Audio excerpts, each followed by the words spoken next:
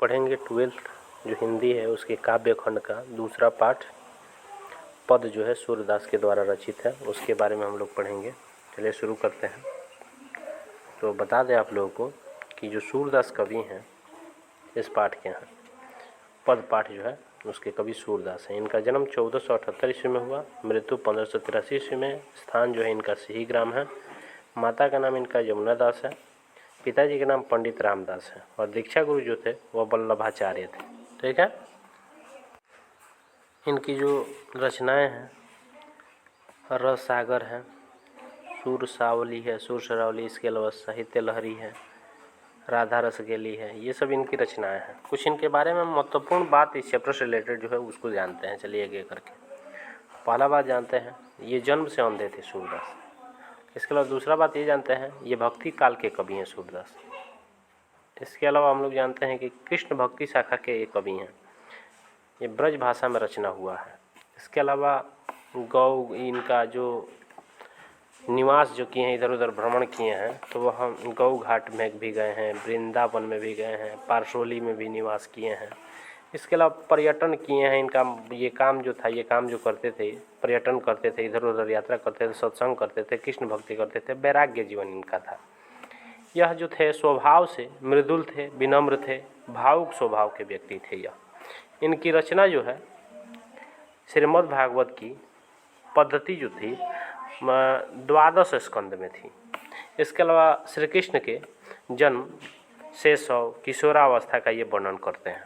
सूरदास श्री कृष्ण के जन्म के बारे में, शैशवावस्था के बारे में, किशोरावस्था के बारे में ये वर्णन करते हैं। सूरदास के 3 विषय, विनय, भक्ति, वात्सल्य, प्रेम श्रृंगार, ये सब इनका 3 विषय है। इसी पर ये लिखते हैं कृष्ण भगवान के बारे में। प्रस्तुत पद जो है वात्सल्य भाव के सूर सागर से संकलित है, मतलब कृष्ण भगवान के वात्सल्य भाव के बारे में इस पाठ में बताया गया है। 12 नंबर ये ब्रज के कुंवर के बारे में इसमें बताया गया है, आप लोगों को बता दें इस पाठ में। अब आगे समझते हैं। 13 नंबर में बात समझते हैं कि कमल के फूल खिल चुके हैं, पाठ में ये बताया गया है। कुमुदनी की पंखुड़ियाँ सिकुड़ चुकी हैं, ये पाठ की बातें हैं, यानी कविता के अंदर हम लोग को पढ़ना है। इसके अलावा भौरे लता में छुप गए, मुर्गा, पक्षी, गाय, नर नारी गा रहे हैं, ये सब मुर्गा इसमें, इस सब पाठ में ये सब का वर्णन है।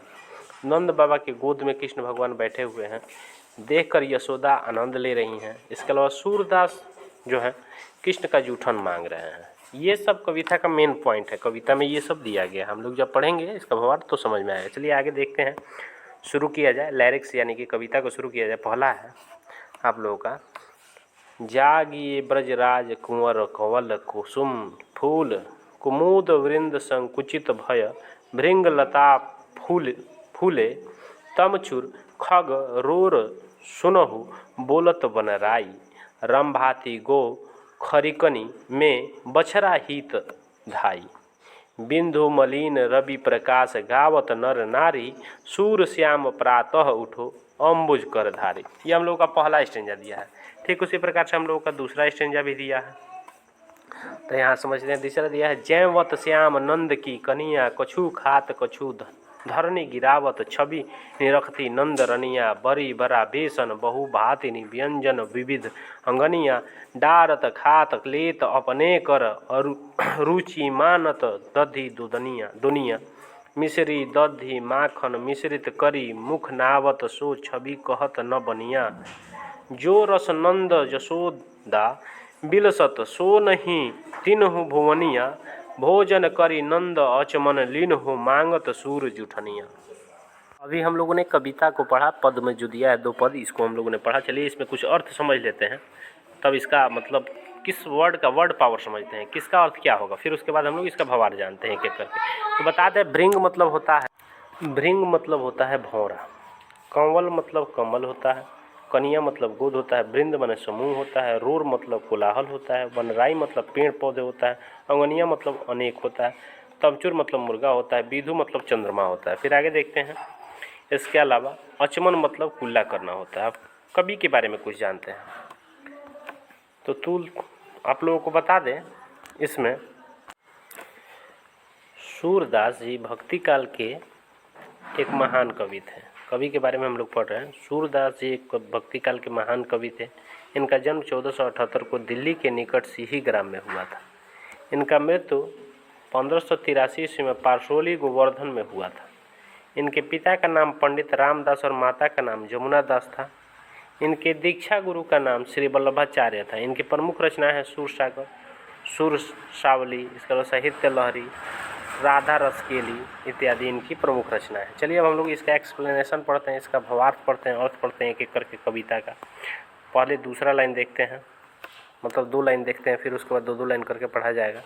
तो इसमें दिया है पहला लाइन में, जागी ब्रजराज कुंवर कमल कुसुम फूल, कुमुद वृंद संकुचित भय भृंग लता भूले। इसका मतलब हुआ, ये बता दें आप लोगों को, प्रस्तुत पद सूर सागर से ली गई है। यह पद वात्सल्य भाव के हैं। इस पद के कवि सूरदास जी हैं। प्रस्तुत पंक्तियों में सूरदास जी ने मातृ स्नेह यानी माता के स्नेह के भाव को प्रकट करते हुए कहा है। यह कहते हैं सूरदास जी कि माता यशोदा अपने पुत्र कृष्ण को सुबह होने पर जगा रही है। वह कहती है कि हे ब्रज के राजकुमार, हे ब्रज के राजकुमार, कमल के फूल खिल गए हैं, कुमुद के पुष्प संकुचित हो गए हैं, भोर जो होते हैं, भौरे जो होते हैं, सुबह सुबह भौरे कमल के पुष्प पर मंडराने लगे हैं, और जो कुमुद के पुष्प हैं जो रात को खिलते हैं वह क्या हो चुका है, संकुचित हो गया है। ये सब बातें बताई गई हैं, ठीक है। यानी कुमुद के पुष्प जो हैं संकुचित हो गए, ये रात में ही खिलते हैं। चलिए आगे देखते हैं, अगला स्टेंजा जो दिया है उसको पढ़ा जाए। अगला स्टेंजा है, तम चुर खग रोर सुनहु बोलत बनराई, रम भाती गौ खरिकनी में बछरा हित धाई। इसका बता दें तो लिखेंगे, प्रस्तुत पद सूरदास से ली गई है। यह पद वात्सल्य भाव के हैं। इस पद के कवि सूरदास जी हैं। प्रस्तुत पंक्तियों में सूरदास जी ने मातृ स्नेह का भाव प्रकट करते हुए कहा है, मतलब वह कहते हैं कि माता यशोदा अपने पुत्र श्री कृष्ण को सुबह होने पर जगा रही है। वह कहती है कि हे ब्रज के राजकुमार, अब जाग जाओ। मुर्गा जो है, मुर्गा बाग देने लगे हैं, यानी मुर्गा बोलने लगे हैं, मुर्गा पक्षियाँ चहचहाने लगी है। इसके अलावा आप लोगों का जो इसमें बताया गया है कि गौशाला में जो गाय रहती हैं और बछड़ों को दूध पिलाने के लिए रंभाने लगी हैं, यानी कि दौड़ पड़ रही हैं, अब रंभाते हुए दौड़ रही हैं। तो ये गाय अब रंभाने लगी हैं, सुबह हो गया है, ये संकेत दिया जा रहा है कृष्ण भगवान को माँ यशोदा जगा रही हैं। फिर आगे देखते हैं, अगला स्टेंजा जो दिया गया है आप लोगों का, बिंदु मलिन रवि प्रकाश गावत नर नारी, सूर श्याम प्रातः उठो अंबुज कर धारी। तो प्रस्तुत पद सूरदास जो है सूर सागर से लिया गया, यह सूरदास के द्वारा रचित है। यह वात्सल्य भाव के हैं।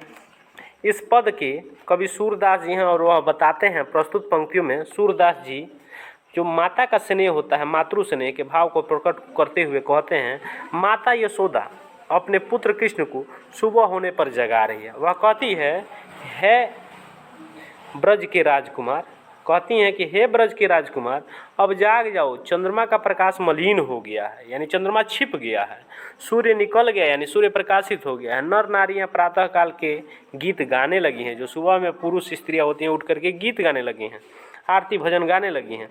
अतः हे श्याम सुंदर, अब उठ जाओ, ये कहते हुए माँ यशोदा कृष्ण भगवान को जगा रही हैं। चलिए आगे देखते हैं अगला स्टेंजा।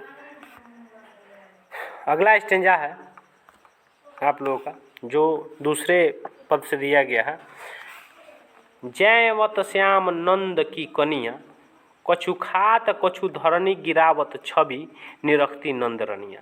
तो श्री कृष्ण नंद की गोद में बैठकर भोजन कर रहे हैं। वह कुछ खाते हैं, यहाँ पे बता दें, कहते नहीं, यहाँ पे खाते हैं लिखना है। वह कुछ खाते हैं तो कुछ धरती पर गिराते हैं। और इस मनमोहक जो दृश्य है, मनोरम जो दृश्य है, उस दृश्य को माँ यशोदा देख करके, और नंद की रानी जो है माँ यशोदा जो है, वह देख करके बहुत खुश हो रही हैं। यानी कि नंद की गोद में कृष्ण भगवान बैठ करके भोजन कर रहे हैं, कुछ खा रहे हैं, और कुछ खा रहे हैं और कुछ धरती पर गिरा रहे हैं। इस मनोरम दृश्य को देख करके, इस मनमोहक दृश्य को देख करके नंद की रानी जो है माँ यशोदा खुश हो रही हैं। चलिए अगला फिर देखते हैं।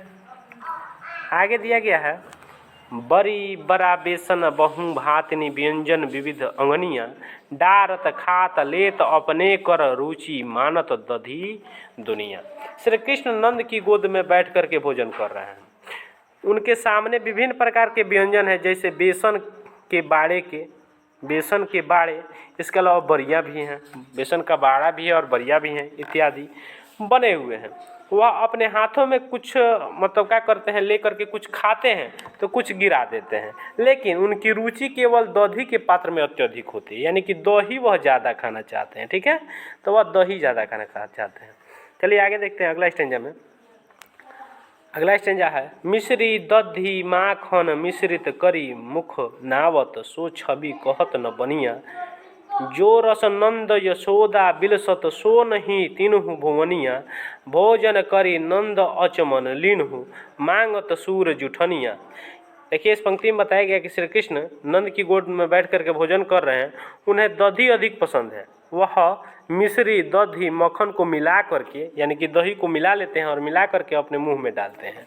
वह खुद भी खाते हैं और कुछ नंद बाबा को भी खिलाते हैं। यह मनोरम जो दृश्य है, यह आकर्षक जो दृश्य है, उस दृश्य को देख करके माँ यशोदा धन्य हो जाती हैं। ठीक है, और सूरदास की इसमें इच्छा होती है कि थोड़ा उसमें से जूठ हमको मिल जाए।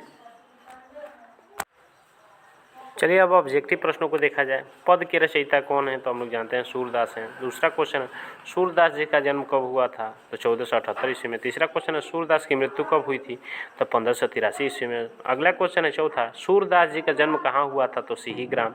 इसके अलावा पाँचवा क्वेश्चन है सूरदास जी की भाषा मतलब किस भाषा के कवि थे, तो इसका आंसर होगा ब्रज भाषा। फिर छठा क्वेश्चन है सूरदास जी किस धारा के कवि थे, तो ऑप्शन आप लोगों का पहला सही होगा कृष्णाश्रयी। फिर उसके बाद आप लोगों का सातवां क्वेश्चन है सूरदास जी को किस चीज़ की भूख है, इसका आंसर जो है कृष्ण की जूठन की। इसके अलावा आठवां क्वेश्चन है सूरदास जी किस मुगल बादशाह के समकालीन थे, तो ऑप्शन आप लोगों का इसमें अकबर सही हो जाएगा। फिर अकबर इसका आंसर हो जाएगा। 9 नंबर क्वेश्चन है निम्नलिखित में से कौन सी रचना सूरदास जी की नहीं है, तो सतसई जो रचना है सूरदास जी की नहीं है। फिर 10 नंबर क्वेश्चन है सूरदास जी किस काल के कवि माने जाते हैं, तो इसका आंसर हो जाएगा भक्ति काल। फिर अगला क्वेश्चन है सूरदास जी के दीक्षा गुरु कौन थे, तो इसका आंसर हो जाएगा वल्लभाचार्य। फिर अगला क्वेश्चन है 12 नंबर सूरदास की कृतियों के नाम बताएं, तो सूरसागर भी है, साहित्य लहरी भी है, राधा रसकेली भी है, इसलिए इसका उपयुक्त सभी हो जाएगा। फिर 13 नंबर क्वेश्चन है ब्रज भाषा की विशेषता क्या थी, तो कोमलता भी, ललित्य भी था, माधुर्य भी था, तो इसलिए उपयुक्त सभी हो जाएगा 13 नंबर का। फिर उसके अलावा 14 नंबर क्वेश्चन है सूरदास के पद किस पुस्तक से ली गई है, तो सूरसागर से लिया गया हो। ठीक है, ऑप्शन पहला सही हो जाएगा। 15 नंबर क्वेश्चन है सूरदास जी ने शिक्षा कैसे ग्रहण की, तो स्वयं अध्याय द्वारा ज्ञान अर्जन, काव्य रचना, संगीत, विशाल लोक ज्ञान, तो ये उपयुक्त सभी हो जाएगा। इस तरह से उन्होंने शिक्षा ग्रहण किया। 16 नंबर क्वेश्चन है तमचूर का क्या अर्थ होता है, तो इसका अर्थ होता है मुर्गा। 16 नंबर का मुर्गा आंसर हो जाएगा। 17 नंबर क्वेश्चन है सूरदास किस मार्ग में दीक्षित हुए थे, तो इसका ऑप्शन पुष्टि मार्ग सही हो जाएगा। ठीक है, तो पुष्टि मार्ग हो जाएगा इसका आंसर।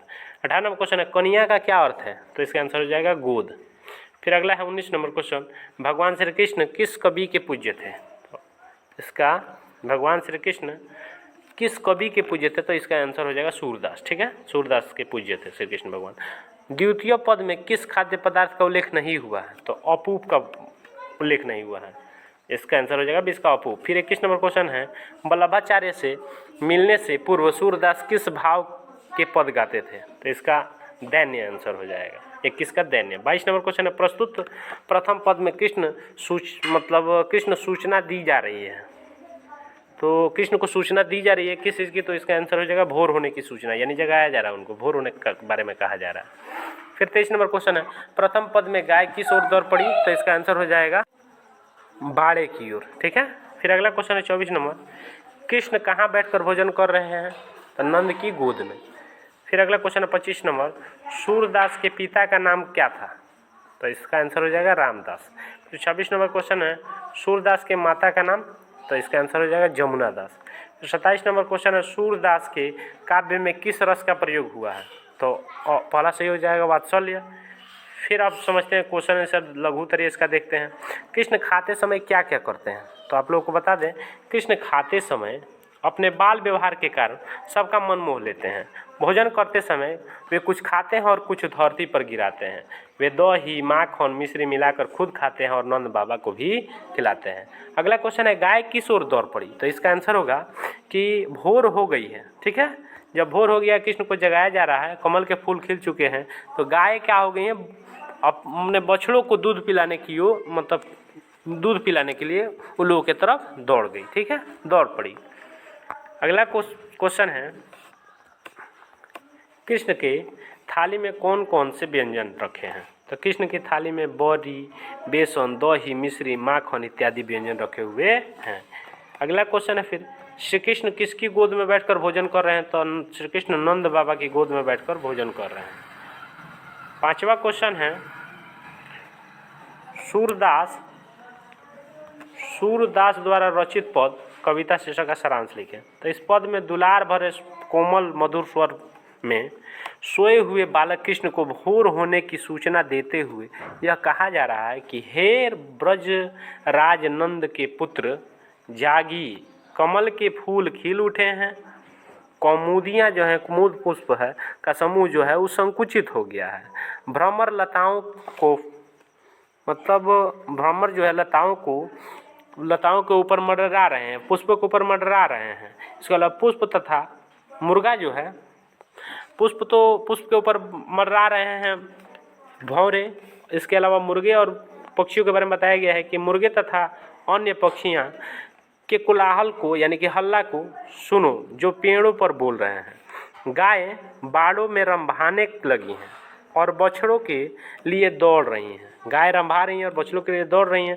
चंद्रमा फीका पड़ गया, सूर्य का प्रकाश फैल गया, स्त्री पुरुष गा रहे हैं, कमल सदृश हाथों वाले श्याम उठो, अब प्रातः काल हो गया। वे कुछ खाते हैं, कुछ भूमि पर गिराते हैं। इस छवि को नंद रानी देख रही है। बड़ा बेसन के बहुत से प्रकार तथा विविध प्रकार की अनगिनत व्यंजन हैं। वे अपने हाथों से लेकर के डालते हुए खा रहे हैं। दही के दोनों, मतलब जो दही जो है उसको देखा जाए तो दही को दोनों हाथों से विशेष रूप से उनकी रुचि है खाने की। दही वो ज़्यादा खा रहे हैं। मिश्री और दही, मक्खन को मिला करके खा रहे हैं। छवि यह जब देख रही हैं, जब छवि देख रही हैं कि खा रही हैं, मतलब कहने का मतलब यशोदा माँ जब देख रही हैं तो वो बहुत हर्षित हो जाती हैं। कृष्ण ये सब मिला करके मुख में डालते हैं। मिश्री, दही, मक्खन मिला करके ये अपने मुंह में डालते हैं और खाते हैं। वे आप भी खाते हैं और माने खुद भी खाते हैं और नंद के मुंह में भी डालते हैं। इस छवि का वर्णन करने नहीं बनता है, यानी बहुत मनमोहक दृश्य है। इस प्रकार जो आनंद नंद और यशोदा पा रहे हैं वह तीनों लोकों में नहीं है। श्री कृष्ण भोजन करके जब अचमन कुल्ला किया तो सूरदास जूठन मांग रहे हैं, यानी कि जब कुल्ला कर रहे हैं तो सूरदास भी उसमें से जूठन मांग रहे हैं। ठीक है, इस तरह से ये कविता कंप्लीट हुआ।